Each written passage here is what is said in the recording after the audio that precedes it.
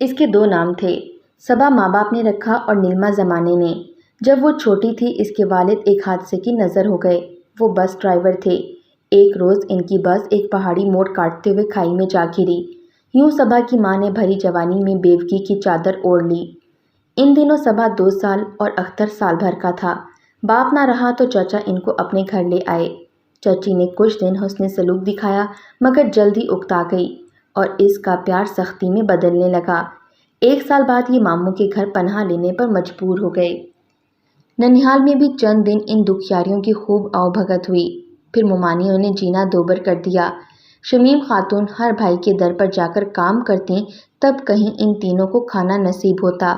گھر مشترک تھا مگر سب کے کچن علیحدہ تھے۔ شمیم خاتون کو بھائیوں نے چھت پر بنا ہوا ایک کمرہ رہائش کے لیے دے دیا تھا۔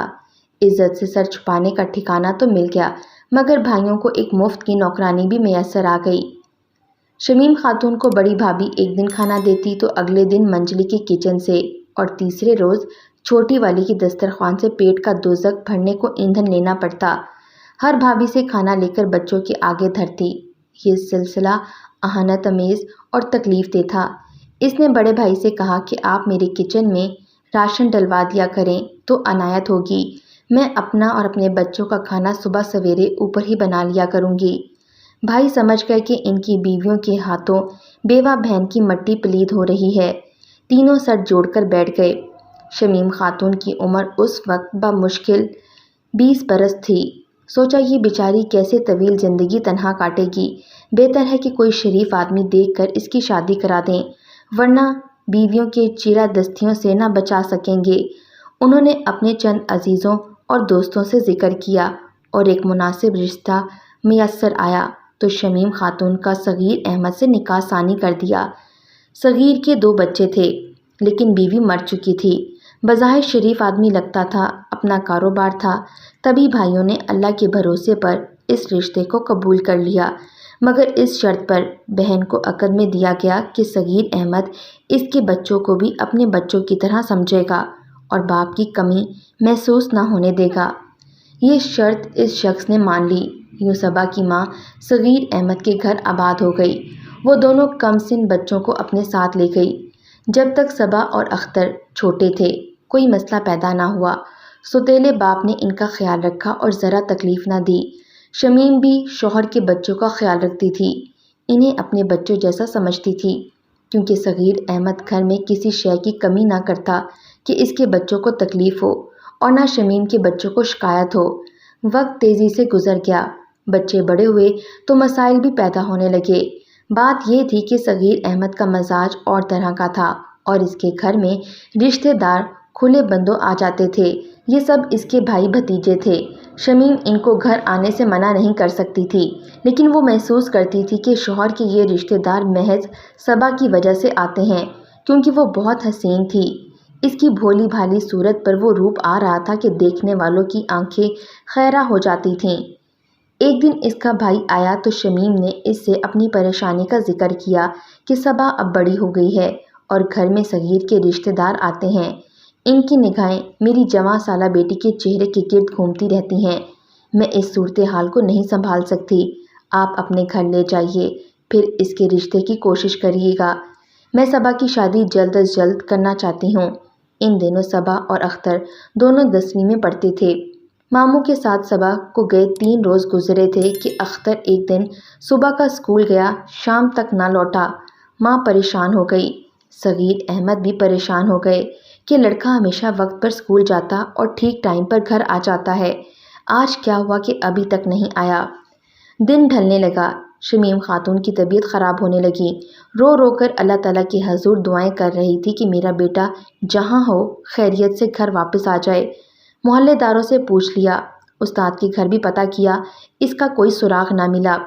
یہاں تک کہ 3 دن گزر گئے۔ تب سوتیلے باپ نے پولیس اسٹیشن رپٹ کروائی کہ ہمارا لڑکا غائب ہے۔ پولیس نے محلے کے لڑکوں سے پوچھ گچھ کی تو ایک لڑکے نے بتایا کہ اس نے اختر کو رضوان کے ساتھ جاتے دیکھا تھا۔ پولیس نے رضوان کو تھانے بٹھا لیا۔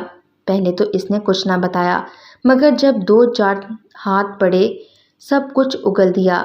پولیس کے آگے تو بڑے بڑوں کی پتے پانی ہو جاتے ہیں۔ یہ چھوکرا کیا چیز تھا؟ دو چار جھانپڑ ہی کافی ہو گئے۔ رضوان نے ایسا سنسنی خیز انکشاف کیا جو ناقابل یقین تھا۔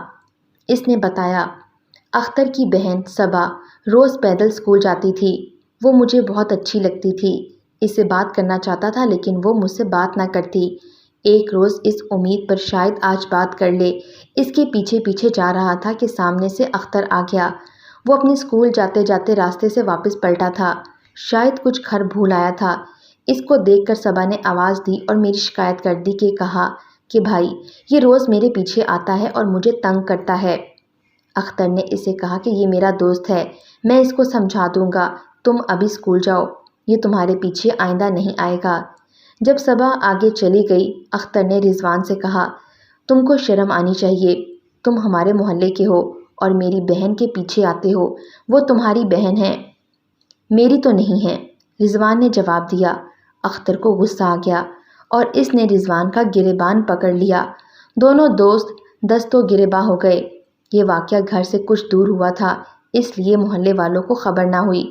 البتہ چند راہ چلتے لوگوں نے سمجھا بجھا کر معاملہ رفع دفع کرا دیا۔ بہن کا معاملہ تھا، اختر نے بھی کسی سے ذکر نہ کیا۔ اس واقعے کے چند روز بعد رضوان ملا تو اس نے معافی مانگی اور ندامت کا اظہار کیا۔ تبھی اختر نے اس کو معاف کر دیا۔ رضوان نے دوستی کا ہاتھ بڑھایا اور کہا کہ آئندہ میں خود تمہاری بہن کی حفاظت کروں گا۔ محلے کی ہر لڑکی بہن کی طرح ہی ہوتی ہے، مجھ سے غلطی ہو گئی، عمر بھر تم سے شرمندہ رہوں گا۔ اس کے بعد ان دونوں میں دوستی کا رشتہ قائم ہو گیا۔ اختر نے تو دل صاف کر لیا مگر رضوان نے کینہ پال لیا۔ وہ دوست بن کر اس کو سبق سکھانا چاہتا تھا۔ انہی دنوں جب صبا ماموں کے گھر گئی ہوئی تھی، رضوان نے اسکول چھوڑنے کے بہانے اختر کو موٹر سائیکل پر بٹھا لیا اور ایک خالی مکان میں لے گیا جہاں اس کے دو دوست پہلے سے ہی موجود تھے۔ یہ خالی مکان ان میں سے ایک کے چاچا کا تھا جو دبئی گیا ہوا تھا اور چابی اپنے بھائی کو دے گیا تھا۔ لڑکا اکثر یہاں دوستوں کو لاتا اور یہ تاش وغیرہ کھیلتے تھے۔ رضوان بھی ان میں شامل ہوتا تھا۔ اختر پہلی بار یہاں آیا تھا اور اس گھر اور ماحول کو حیران نگاہوں سے دیکھ رہا تھا۔ تم مجھے یہاں کیوں لائے ہو؟ اپنے دوستوں کے بغیر سیر کا مزہ کہاں یار؟ ان دونوں کو لینے آیا ہوں، تم یہاں بیٹھو، پانی وغیرہ پیو پھر چلتے ہیں۔ ایک لڑکے نے شربت کا گلاس اختر کو دیا۔ گرمیوں کے دن تھے، اسے بھی پیاس لگی تھی۔ سبھی نے شربت پیا اور اس نے بھی پی لیا، لیکن ان لوگوں نے اس کے گلاس میں نشہ آور گولیاں ڈال دی تھیں۔ مشروب پینے کے تھوڑی دیر بعد ہی اس کا جسم بے جان ہونے لگا۔ جب وہ بے ہوش ہو گیا تو انہوں نے اس کو چٹائی پر لٹا دیا اور اس کا کام تمام کر دیا۔ پھر اسی مکان کے صحن میں گڑھا کھود کر اس کو دفن کر دیا۔ اس طرح رضوان نے اختر سے اس دن کی لڑائی اور مار کٹائی کا بدلہ لے لیا۔ پولیس نے رضوان کی نشاندہی پہ مکان کا صحن کھودا اور اختر کی لاش برآمد ہو گئی۔ یوں اس کی گمشدگی کا معاملہ حل ہو گیا۔ محلے والے حیران تھے کہ رضوان ایسی حرکت کیسے کر سکتا ہے۔ کسی کو یقین نہیں آ رہا تھا کہ اتنا بڑا سانحہ اس 17-18 سال کے لڑکے نے انجام دیا ہے۔ رضوان پولیس کی حراست میں تھا لیکن اس واقعے میں صبا کا نام آ چکا تھا۔ محلے والوں نے قیاس کر لیا کہ اسے ماموں کے گھر اسی وجہ سے بھیجا گیا ہے کہ وہ یہاں رضوان کے ساتھ غلط رابطے میں تھی۔ جب بھائی نے دیکھا تو رضوان نے اس کو ہی ٹھکانے لگا دیا۔ اب یہ جملہ محلے کے ہر فرد کی زبان پر تھا کہ بہن کی خاطر بھائی جان سے چلا گیا۔ ایک تو بیٹے کا قتل، اس پر لوگوں کی غلط باتوں نے شمیم خاتون کو اور ہراسا اور بدحواس کر دیا۔ اس نے بھائی سے کہا کہ اب صبا کو ادھر مت لانا ورنہ محلے والوں کی زبانیں اور کھل جائیں گی، کوئی اچھا رشتہ ڈھونڈ کر اس کی شادی کر دو۔ اس جلد بازی میں ماموں نے بھی رشتے کی چھان بین نہ کی اور جو پہلا رشتہ کسی نے بتایا اس کے ساتھ بھانجی کی تقدیر منسلک کر دی۔ صبا مظفر گڑھ سے بیاہ کر ملتان چلی گئی۔ اس کے شوہر کا نام برکت تھا، وہ لاہور میں کوئی کاروبار کرتا تھا۔ ایک ماہ بعد صبا کو بھی ساتھ لے گیا۔ اس کے بعد کسی نے خبر نہ لی اس کی زندگی کیسے گزر رہی ہے۔ ماں بیٹے کے ساتھ پیش آنے والے بھیانک ثانیہ سے نڈھال تھی۔ ماموں نے بھانجی بیاہ کر سمجھا کہ فرض ادا ہو گیا۔ باپ سوتیلا تھا، وہ زیادہ بیوی اور اس کے بھائی کے کاموں میں مداخلت کو مناسب نہیں سمجھتا تھا۔ صبا کا بھائی قتل ہو چکا تھا، اب کون اس کی فکر کرتا؟ برکت کو تو ایسے ہی رشتے کی تلاش تھی کہ لڑکی کم سن اور خوبصورت ہو اور اس کا ولی وارث بھی مضبوط نہ ہو، سو صبا کے روپ میں من چاہا رشتہ مل گیا تھا۔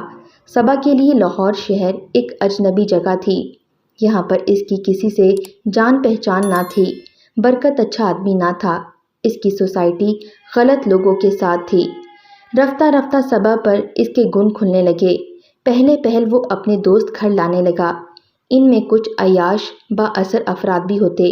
وہ بیوی سے کہتا کہ آفیسروں کو کھانا پہ بلایا ہے، یہ اس کے کاروبار میں مدد کرتے ہیں، جب یہ آئیں تو تم اچھی طرح تیار ہو کر ان سے ملنے آنا اور خود کھانا پیش کرنا، یہ ہماری کاروباری ضرورت ہے، اس طرح کی دعوتیں کرنا، ورنہ ہم غریب رہ جائیں گے۔ وہ صبا کو اچھے کپڑے پہناتا، ہار سنگھار کراتا۔ اس کے دوست ایسا مشروب پیتے کہ گھر میں ناگوار بو پھیل جاتی، تب وہ کہکے لگاتے۔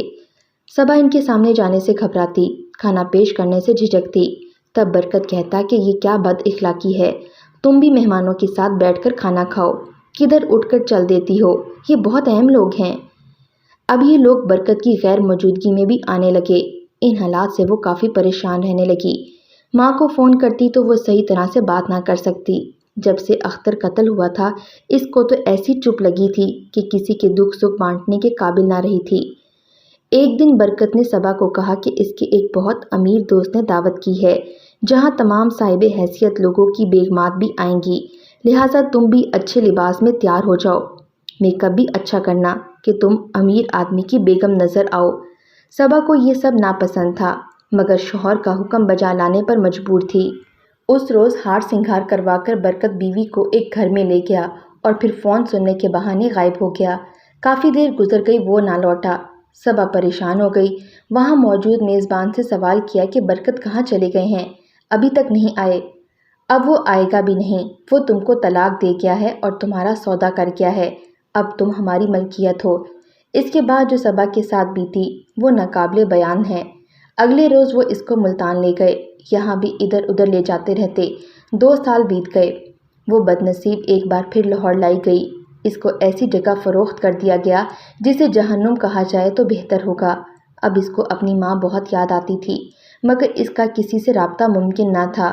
وہ ایسی دلدل میں تھی کہ جہاں رہنے والی عورت کا رشتہ اس کے قریبی رشتہ داروں سے کٹ جایا کرتا ہے، اس دلدل کو اس نے آسانی سے قبول نہیں کیا تھا۔ مگر ظلم سے تو پتھر بھی ٹوٹ جاتے ہیں، اس پر بھی ایسی سختیاں کی گئیں کہ اس کے پلے کچھ باقی نہ بچا۔ عورت کے لیے ہر رشتے کے ظلم سے بھاگ نکلنا ممکن ہے مگر شوہر کے ڈھائے ظلم سے نکلنا مشکل ہے، کیونکہ ان معاملات میں لوگ یہ کہہ کر عورت کا ساتھ نہیں دیتے کہ یہ تو میاں بیوی کا معاملہ ہے۔ برکت بدبخت صبا کو بیوی بنا کر بازار کی زینت بنا گیا۔ صبا کے ماموں برکت کے فون پر رابطہ کرتے مگر کوئی جواب نہ ملتا۔ 1-2 بار سوتیلے باپ نے بھی رابطہ کرنے کی کوشش کی مگر ناکام رہا۔ صبا نے جب بھی ماموں کے گھر فون کیا اس کی ممانی نے نفرت سے فون بند کر دیا۔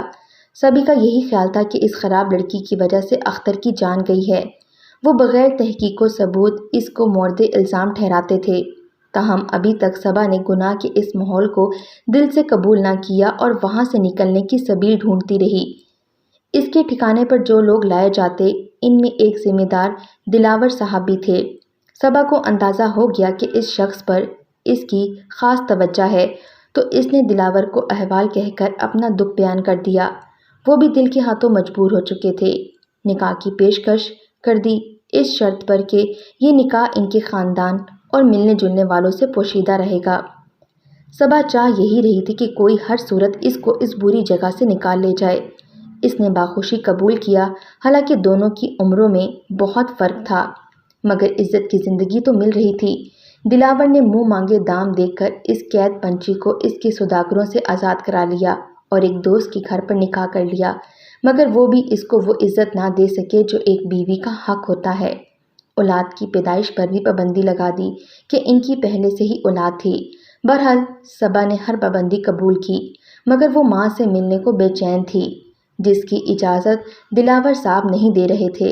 ایک دن اس نے دلاور صاحب کے نوکر کو اعتماد میں لے کر اپنی مجبوری بتائی اور کہا کہ مہربانی ہوگی۔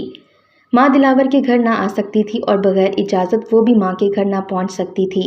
اس نے خط لکھ کر نوکر کو دیا کہ تم کسی طرح مظفر گڑھ جا کر یہ خط میرے ماموں کو پہنچاؤ، وہ ماں کو پہنچا دیں گے۔ نوکر نے خط صبا کے ماموں کو پہنچا دیا تو وہاں شور مچ گیا کہ لڑکی کہاں سے کہاں پہنچ گئی ہے۔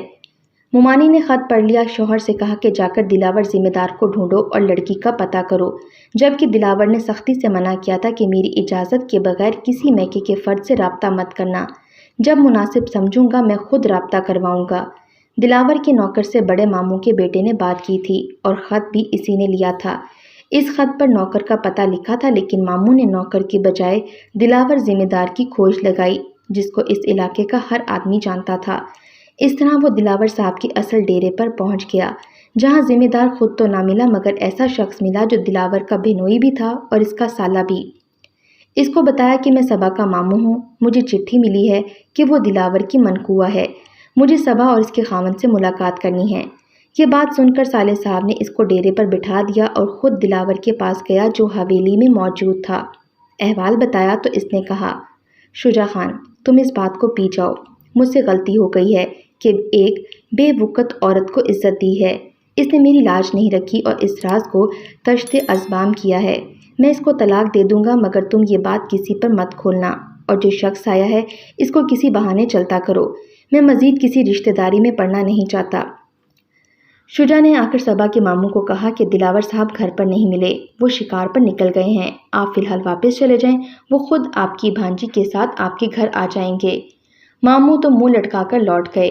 दिलावर ने सबा को तलाक दे दी और कहा कि अब तुम जहाँ कहो मेरा ड्राइवर छोड़ आता है, यहाँ से जो ले जाना चाहो ले जाओ, क्योंकि तुमको रखना मेरे लिए अब ख़तरे से खाली नहीं है। तुम काबिल एतबार नहीं हो। मेरे साले को भी इल्म हो गया है कि मैंने तुमसे खुफिया निकाह किया है। अगर वो भी ऐसी ही किसी औरत से निकाह कर लेगा तो मैं इससे बास पुरस ना कर सकूंगा कि तुमने मेरी बहन पर सौतन क्यों डाली है।